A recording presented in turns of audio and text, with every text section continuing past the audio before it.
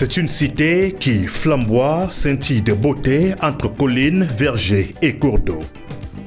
Un nom, une destination. Ebolova, ville coloniale, devenue cadre d'expression de la souveraineté dans l'administration déconcentrée de l'État camerounais. Le chef-lieu de la région du Sud regorge d'une multitude d'institutions, dont la prestigieuse université d'Ebolova, créée en janvier 2022 par décret du président de la République, Paul Biya. Afin d'élargir l'offre de formation au sein de la couche juvénile, le garant du pouvoir politique a jugé utile de rapprocher la périphérie de l'académie. Au-delà de la restitution des connaissances, la nouvelle orientation est axée autour de l'entrepreneuriat, d'où le binôme formation-emploi, voire un étudiant, un entrepreneur. Les 9 facultés et grandes écoles mises sur pied à cet effet se présentent comme de véritables pépinières de génie dans le savoir-faire, le vouloir-faire et le pouvoir-faire, trilogie chère au professeur Jacques Famandongo, sémiologue, ministre d'État, ministre de l'Enseignement supérieur, chancelier des autres académiques. S'il est vrai que l'économie et l'étude des richesses est de la rareté, l'établissement dénommé Faculté des sciences économiques et de gestion pèse de tout son poids pour booster les performances de ses apprenants. J'ai choisi la faculté des sciences économiques et de gestion où on apprend l'entrepreneuriat, on apprend la gestion et même les banques et les finances et même la façon dont nous devons mener une économie durable. J'ai choisi la faculté des sciences économiques et de gestion parce que d'abord c'était une motivation d'un cousin. Quand j'étais au CE1, il était en licence Croix, faculté des sciences économiques à Soie. Et tout le temps il m'en parlait. Et au fur et à mesure que j'ai grandi, je voyais les publicités et je me suis intéressée en fait. Ce qui me motive autant, c'est le marketing, le management, la comptabilité, la gestion en fait et les statistiques. Vous voyez, tout va de pair. On ne peut ni manager si on ne sait pas compter. On ne peut pas compter si on ne peut pas gérer ce qu'on compte. Et on ne peut pas gérer si on n'a pas la patience de gérer en fait. Et c'est tout ce qu'on nous apprend ici.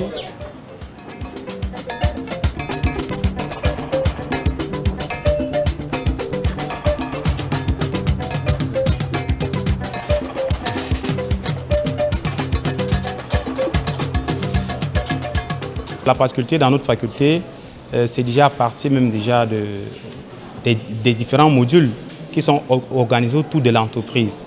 Donc du coup, dans le cadre du cours, on met beaucoup plus l'accent d'abord sur la connaissance de l'entreprise. Parce qu'il y a déjà d'autres cours, par exemple le management de l'entreprise, mais il n'y a pas, il fallait mettre sur pied un cours qui présente à l'étudiant comment déjà on donne naissance à l'entreprise qui va être managée.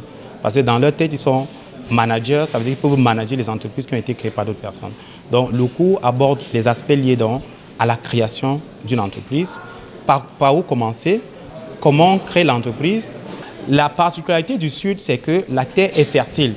Donc on est très fiers de voir que beaucoup de nos étudiants s'intéressent particulièrement à l'entrepreneuriat agro-pastoral, ayant déjà des terres disponibles. En tant qu'étudiant entrepreneur, je suis sorti à l'école et j'ai eu la chance d'avoir des camarades qui ont fait dans le domaine de l'élevage.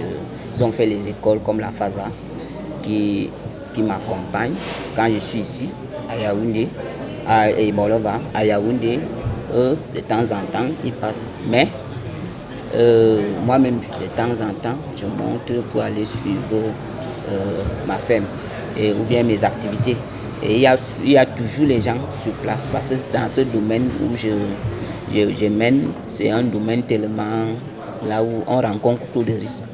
Donc il faut toujours les gens sur place pour surveiller. Donc il y a les gens qui surveillent de temps en temps. Malgré que je suis ici, c'est suivi. Les questions de chômage m'ont poussé à avoir une idée de créer une ferme. Donc avec l'appui, comme je disais tantôt, de mon camarade, que lui, il est sorti ingénieur de travaux à la FASA. Donc, c'est lui qui m'aide beaucoup dans ce domaine. C'est lui qui m'a beaucoup plus aidé dans ce sens-là, à mieux me faire former. à la fin de mon cursus scolaire, ce qui est sûr, je serai une entrepreneure toute faite. Au quotidien, le professeur Jean Bosco Etoile, recteur de l'université de Bolova et ses proches collaborateurs, veillent au suivi des différents curricula. Nous avons entrepris d'envoyer nos étudiants sur le terrain parce que nous voulons qu'ils tâtent du doigt ce qu'on appelle l'entrepreneuriat. Ça, c'est d'un. Mais au niveau des cours aussi, de la dispense des cours, ils sont obligés de créer des petites entreprises qu'ils présentent, ils sont évalués. D'ailleurs, la dernière session de présentation de ces mini-entreprises a eu lieu et certains sont en train d'être révisés de manière à ce que, puisque l'accompagnement de l'université peut être soit en termes de conseil, soit en termes d'appui financier. Et les projets que nous allons retenir, nous verrons avec la hiérarchie l'issue qui devrait en être donnée. Ainsi même que d'autres parfois ne savent même pas à qui s'adresser. Nous avons des problèmes de remontage. Donc voilà globalement ce qu'ils ont eu comme idée. Alors, la nouvelle loi d'orientation qui a été promulguée le 25 juillet 2023 par le chef de l'État définit principalement les concepts d'étudiants entrepreneurs et d'université entreprise. Alors, l'étudiant entrepreneur, c'est un statut qui est conféré à un étudiant qui présente des aptitudes à l'entrepreneuriat. Et la loi donne quitus aux universités d'accompagner ces étudiants-là. Les instructions qui sont données par la hiérarchie, notamment le ministre d'État, le ministre de l'Enseignement supérieur, et celle plus proche, monsieur le recteur, voudraient mettre la faculté de sciences économiques et de gestion fondamentalement au sens de ce concept. Dans ce sens, il a été implémenté à tous les niveaux des unités d'enseignement qui parlent de l'entrepreneuriat. À côté de la FSEG, les 7 écoles normales supérieures d'enseignement technique, dont la vocation est de doter les étudiants d'aptitudes fiables, faisant d'eux des professeurs de lycées et collèges de l'enseignement technique, titulaires de DIPET 1 pour les premiers cycles et de DIPET 2 pour le second cycle. Vu les atouts naturels de la localité, les produits sont appelés à créer des projets innovants. Je suis dans une sous-traitance Eneo Red Brick. Donc là-bas, notre activité consiste à travailler sur le terrain. Parce que quand on m'a recruté en tant qu'agent sur le terrain, sur le cas des pertes non techniques, qui consiste à trouver les clients qui ne payent pas régulièrement leurs factures, pourquoi c'est comme ça, chercher à savoir pourquoi ils consomment mais ils ne payent pas leurs factures. Donc sur le terrain, on doit déterminer les clients, des abonnés qui utilisent le courant frauduleusement et faire un rapport après à l'entreprise en fin de soirée. Après 2 ans de service, on m'a muté dans un autre service où consistait le cas des contre-expertises. Parce qu'il y a certains clients qu'on peut prendre en fraude et il revient plus tard dire que non, il ne reconnaît pas pourquoi on lui a trouvé une facture qui était trop énorme à ce qu'il payait. J'ai une équipe de 4 personnes.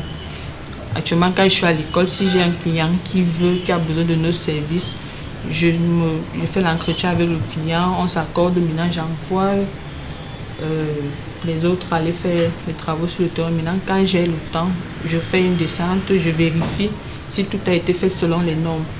Actuellement, nous avons on a des incubateurs qu'on a eu avec le ministère de la petite et moyenne entreprise.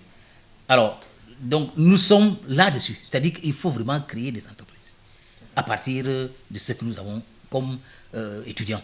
Il faut le faire, on va créer des entreprises. Et on est en train de le faire. Nous avons beaucoup de partenariats. On a vraiment... C'est là, je cible tout sur tout ça. Parce qu'en réalité, il faut qu'un étudiant qui sort ici, qui soit capable de créer son entreprise, même s'il est fonctionnaire. On peut former des étudiants qui vont sortir et qui reviennent travailler dans l'entreprise de l'université de Bolova qu'on aura créée. Et ça, c'est clair. Et c'est ça l'objectif de notre recteur, l'objectif de notre ministre d'État, l'objectif du président de la République, c'est-à-dire que tout Camerounais soit capable de créer une entreprise et d'employer les gens, ou alors d'être formé dans une école ou dans une université comme ici, et revenir travailler effectivement dans cette université qui aura déjà une entreprise de créer. D'abord, on ne va pas arriver à la transformation du bois sans parler des sciences forestières, parce que nous sommes dans la notion de gestion durable de nos écosystèmes forestiers. Quel est le rôle d'un ingénieur? Il résout les problèmes de la société. Et comme nous travaillons dans le bois, les sciences forestières, l'ingénieur forestier doit d'abord planifier, programmer les activités forestières pour une notion de gestion durable de nos massifs forestiers. Quand il a donc ses acquis, ses compétences, nous amenons donc, il est déjà bien formé. Après la formation, il doit pouvoir s'auto-employer dans l'entrepreneuriat. C'est pour cela qu'il va faire des ouvrages, soit sur le plan menuiseral, soit dans un cabinet d'expertise. Il ouvre son cabinet d'expertise. Il peut faire des études d'impact. Il peut faire des consultations pour des forêts communautaires. Il va sortir son atelier de menuiserie. Il va sortir les meubles. Au lieu de toujours importer les meubles, ça permettra que l'université, même est une entreprise, il gagne la part des marchés. Il équipe son atelier.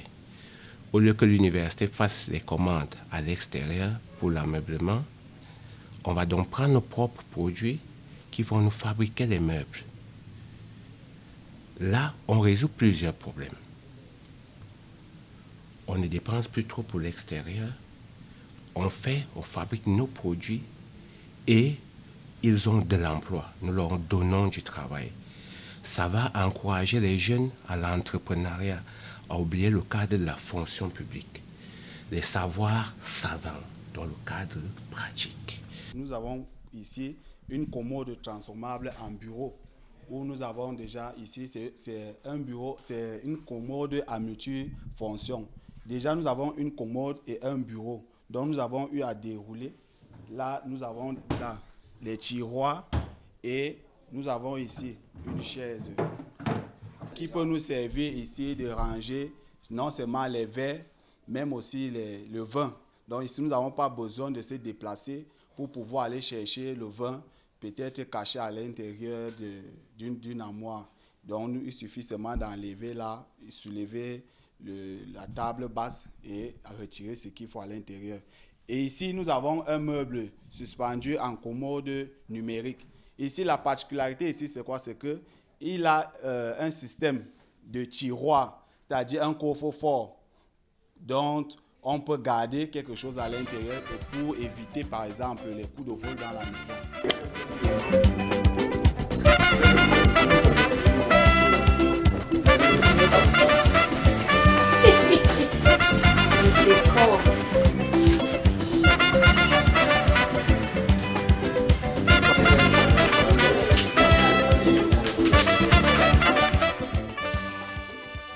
Monsieur le directeur, je suis un dernier sujet. Voyez-vous, avec la coopération, vous nous avez emmené à signer quelques ententes avec certaines entreprises de la place. Alors, j'aimerais savoir, commençons d'abord par l'entente qui a été signée avec le Minésia, le projet incubateur. Où est-ce que vous en êtes? Maintenant, les ententes que nous avons signées récemment, quelle est la plus-value que ces ententes-là apportent à l'INSET en termes de professionnalisation? L'incubateur, actuellement, je vous le dis, monsieur le directeur, est là, prêt à fonctionner. Nous avons déjà un peu d'argent pour essayer de relancer. Et vraiment, nous allons travailler avec le ministère pour qu'il nous forme. Maintenant, il y a d'autres conventions que vous avez signées, d'autres partenariats. Je peux être avec le Centre Tutsi d'Nkolando. Là aussi, c'est vraiment quelque chose. C'est-à-dire les étudiants, quand ils vont faire là-bas, ils vont faire des stages ou quelque chose comme ce genre-là. Ils vont voir comment est-ce qu'on peut créer ce genre d'entreprise. C'est-à-dire que l'entreprise, peut-être pour recevoir les gens, comment est-ce qu'on peut faire le tourisme. Parce qu'à l'INSET, on a le tourisme comme option. Donc ça, c'est vraiment une très bonne chose. On applaudit ça, monsieur le recteur, de nous avoir permis de le faire, d'aller signer cette convention-là, qui va nous aider, parce que les étudiants sont déjà trop intéressés. Et chacun va aller peut-être créer son entreprise quelque part pour le tourisme.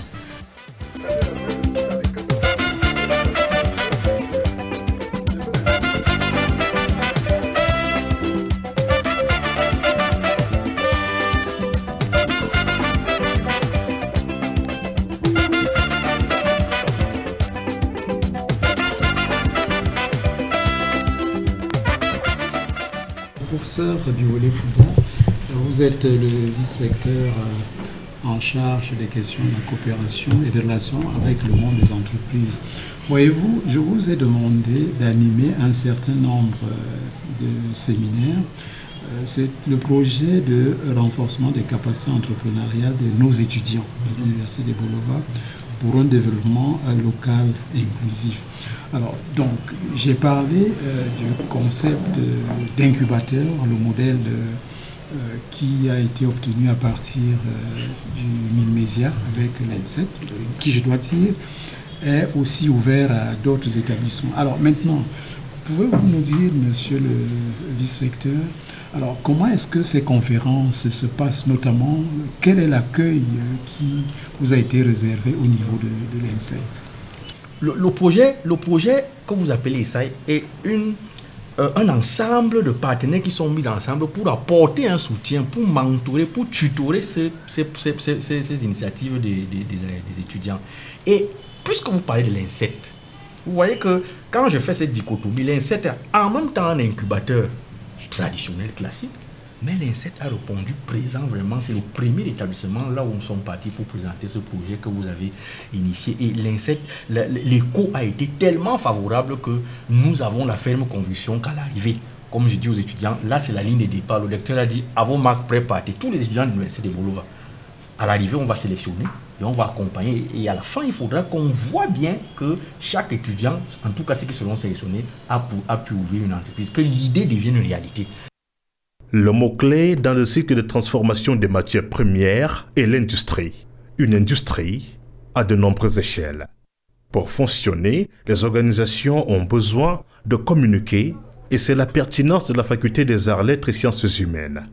Outre le fait d'initier le pôle apprenant au décryptage des mots et à la production des textes selon les principes de cohérence et de cohésion, la FALCH se hisse au podium de l'art.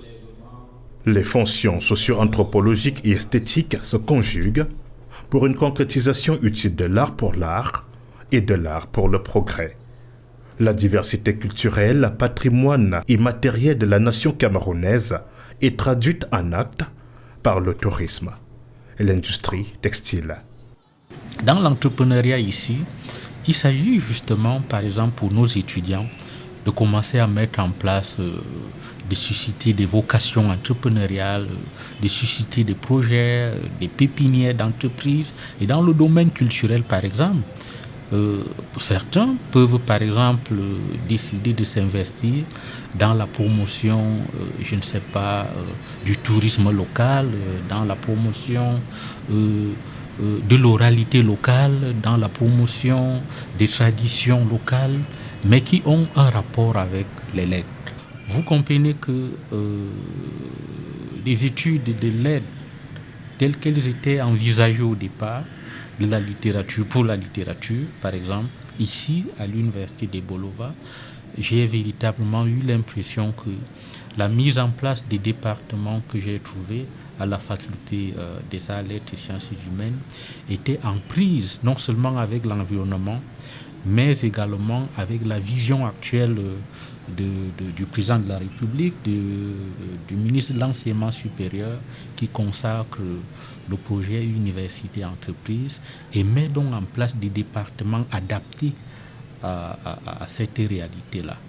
Mais ici, il y a un véritable projet de littérature en phase avec les cultures régionales, en phase avec les métiers du livre.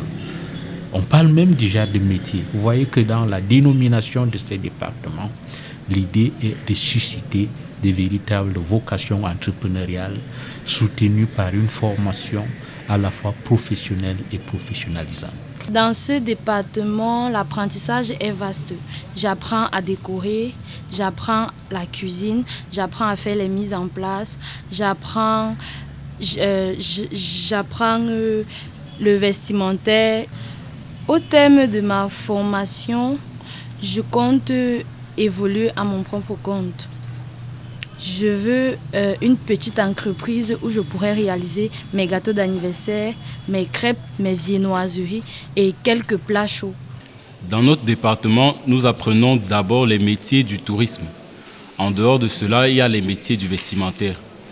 Dans ces deux concepts sont compris l'événementiel, la décoration, le tourisme en lui-même, la gestion des activités touristiques, la restauration et l'hôtellerie. Selon le concept de l'université qui est un étudiant, une entreprise, nous sommes formés de sorte à ce qu'après la formation, nous puissions ouvrir une structure à notre propre compte.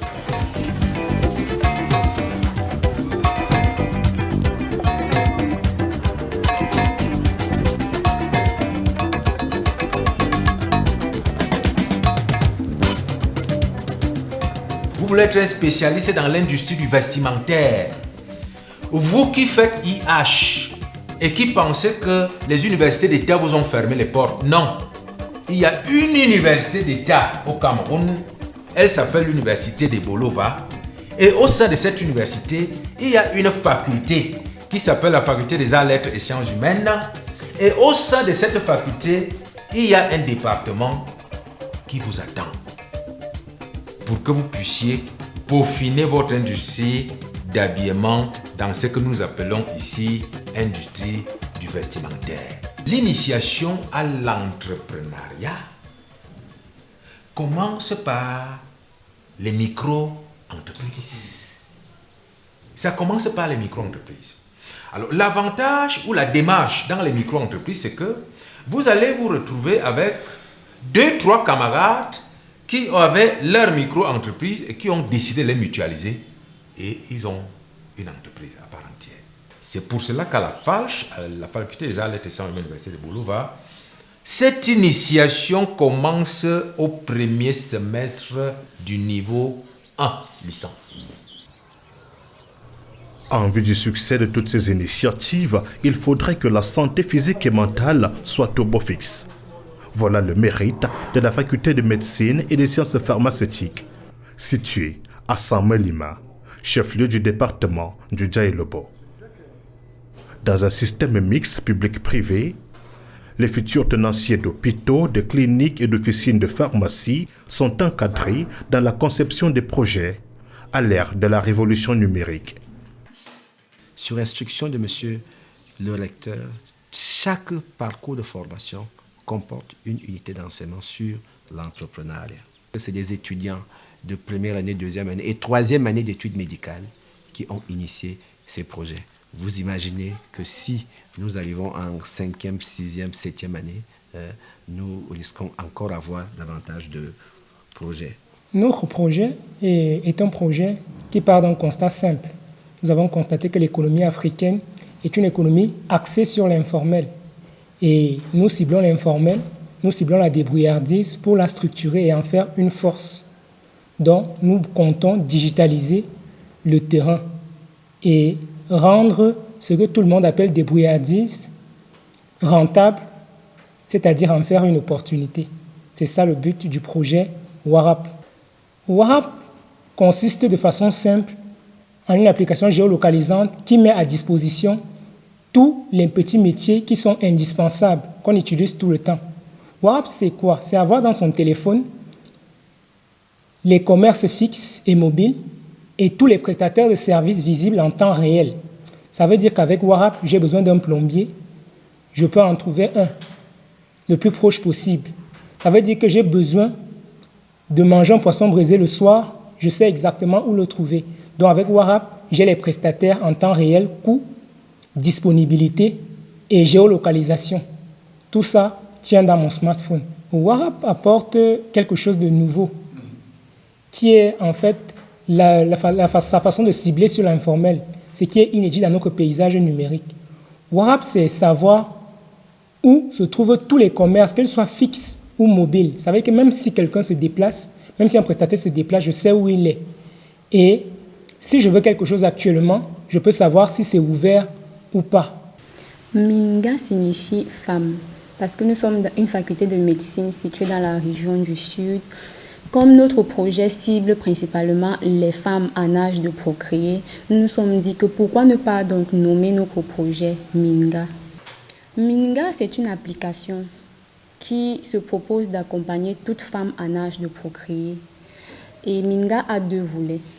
Le volet dédié aux femmes enceintes, dans lequel nous rappelons le nombre et les jours de consultation prénatale, ainsi que tous les examens médicaux nécessaires en fonction du stade de la grossesse. Le deuxième volet de Minga se consacre aux femmes non enceintes, dans lequel nous accordons un suivi personnalisé du cycle menstruel et proposons les méthodes de contraception afin d'éviter les grossesses indésirées, vu que nous sommes dans la région du Sud.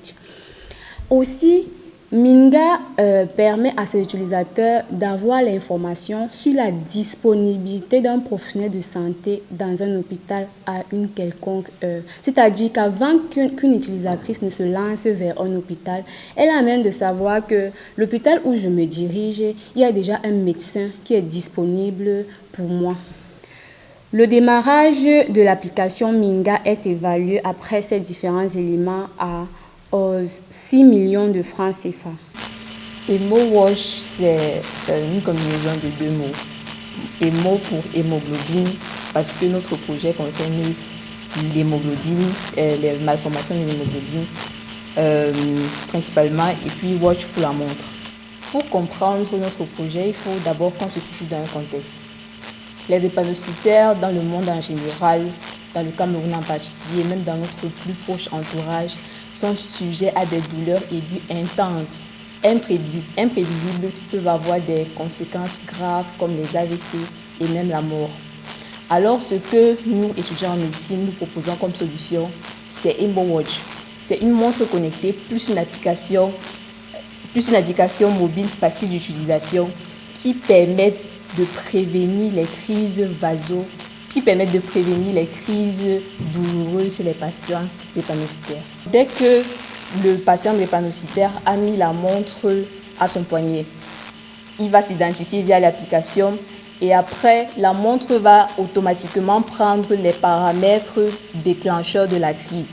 Dès qu'il y a au moins un seul paramètre qui signale que le patient a un risque de faire une crise, il y a une notification qui arrive au niveau de la montre, au niveau de l'écran de la montre et de l'écran du téléphone pour signaler au patient qu'il a un risque et lui donner la conduite à tenir qu'il doit faire dans l'immédiat pour éviter la crise.